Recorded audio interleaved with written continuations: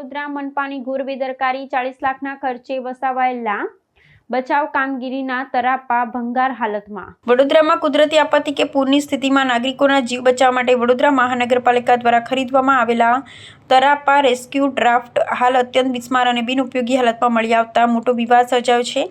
ચોમાસા અને પૂર જેવી કટોકટીના સમયે બચાવ કામગીરી માટેના મુખ્ય સાધનો જ ધૂળ ખાતી સ્થિતિમાં જોવા મળતા સ્થાનિક તંત્રની કામગીરી અને તેમની આપત્તિ વ્યવસ્થાપન ડિઝાસ્ટર મેનેજમેન્ટની પોલ ખુલ્લી પડી ગઈ છે।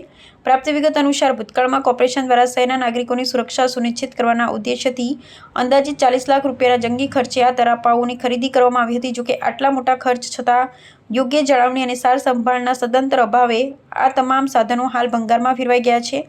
કટોકટીના સમયે જ સંકટ મોચક બનવા જોઈતા આ સાધનો નકામા સાબિત થતા મનપાની બચાવ કામગીરીની ક્ષમતા અને તેમની પૂર્વ તૈયારીઓ સામે ગંભીર પ્રશ્નાર્થ ચિહ્નો ઊભા થયા છે। લાખો રૂપિયાના સરકારી નાણાંનો આ પ્રકારે ખુલ્લેઆમ વેડફાટ થતા સ્થાનિક નાગરિકો અને વિરોધ પક્ષો દ્વારા તંત્ર સામે ઉગ્ર રોષ વ્યક્ત કરવામાં આવ્યો છે।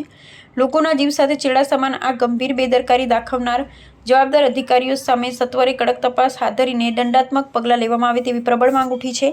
ભવિષ્યમાં કોઈ મોટી હોનારત સર્જાય તો બચાવ કામગીરી કઈ રીતે થશે તે બાબત સમગ્ર શહેર માટે ચિંતાનો વિષય બની છે।